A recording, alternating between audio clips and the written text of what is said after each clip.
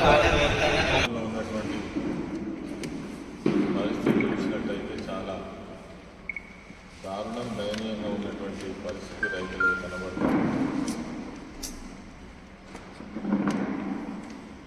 దీనికి అనుగుణంగానే మరి మా అధినాయకులు కేసీఆర్ గారి ఆదేశాల మేరకు నిన్నటి నుంచి ఎక్కడెక్కడైతే ఈ రాష్ట్రంలో వివిధ పంటలు, మరి ముఖ్యంగా వరి కావచ్చు, మిర్చి కావచ్చు, అదేవిధంగా పత్తి పంటలు కావచ్చు, నీళ్లు లేక ఎక్కడెక్కడైతే ఎండిపోయినాయో వాటికి సంబంధించినటువంటి మరి రైతులను పరామర్శించడంతో పాటు వాటికి సంబంధించిన అంచనాలను కూడా తయారు చేయవలసిందిగా ఒక పార్టీ కార్యక్రమాన్ని ఇవ్వడం జరిగింది.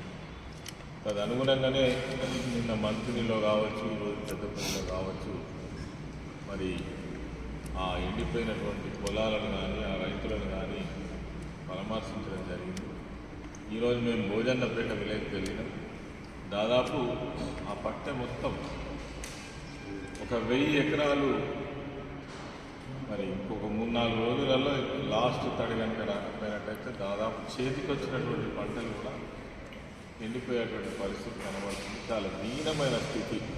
ఒక్కొక్క రైతు కౌలుకు తీసుకొని కౌలు డబ్బులు భూమికి చెల్లించడమే కాకుండా పంట పెట్టుబడి కింద ఎకరానికి 25,000 రూపాయలు ఖర్చు చేసినటువంటి మరి పరిస్థితి ఈరోజు దిక్కుతోచని పరిస్థితి. ఆ రైతే ఆత్మహత్య చేసుకుంటా అంటే గ్రామంలో ఉన్నటువంటి ప్రజలు ఆపి వద్దని ధైర్యం చెప్పినటువంటి పరిస్థితి. ఇది ఈరోజు రాష్ట్రం అంతా కూడా మరి కనబడతాం.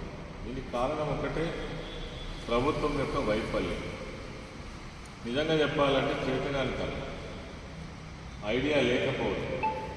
పోయిన సంవత్సరం 1 ఎకరా కూడా నీళ్ళు అందకుండా లేనటువంటి పరిస్థితి లేదు. 1 ఎకరా పంట కూడా ఎండినటువంటి పరిస్థితి లేదు.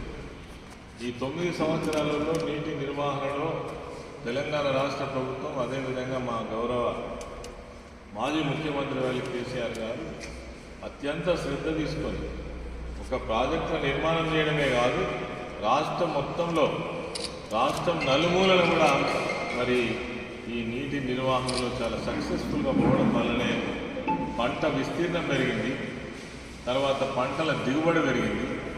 ఇవన్నీ కూడా మనం కళ్ళతో చూసినాం. ఆ పంటను కొనుగోలు చేయడం కావచ్చు, రైతులకు సకాలంలో డబ్బులు అందించడం కావచ్చు, అదేవిధంగా దానికి తోడు రైతు బంధు దుక్కి దున్నే నాటికి ముందే రైతు బంధు అందించడం కావచ్చు, కావలసినంత యూరియా తీసుకురావడం కావచ్చు, కోరినటువంటి విత్తనాలు అందుబాటులో పెట్టడం కావచ్చు, ఇవన్నీ కూడా గత ప్రభుత్వం చేసినటువంటి విధానం.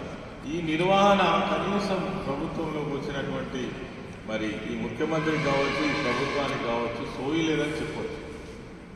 వేసంగి పంటలు ఎండిపోతున్నాయి, రైతులు మరి ఇంత మోసపడుతుంటే కూడా మేము నీళ్ళు ఇవ్వలేమని చేతులు ఎత్తేసి చెప్పినటువంటి ఈ ప్రభుత్వాన్ని చూసినాం. నిజంగానే నీళ్ళు ఇవ్వలేకుండా ఉండేనా? గత సంవత్సరం కావలసినంత వర్షాలు పడ్డప్పటికీ కూడా రిజర్వాయర్లలో నీళ్లు నింపి పెట్టడంలో, ఇప్పుడు ఉన్నటువంటి నీళ్లను వాడడంలో మరి ఏమాత్రం చొరవ చూపించకుండా ఇప్పటివరకు ఇంత పంటలన్నీ ఎండిపోతుంటే కూడా కనీసం రివ్యూ చేయకుండా ఎవరైనా రైతులు మాట్లాడితే వాళ్ళ మరి విపరీతమైనటువంటి మాట్లాడుతున్నటువంటి విషయాలు మనం చూస్తాం.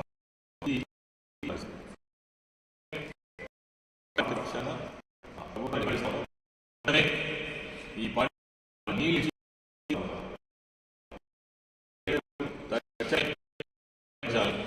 ఆ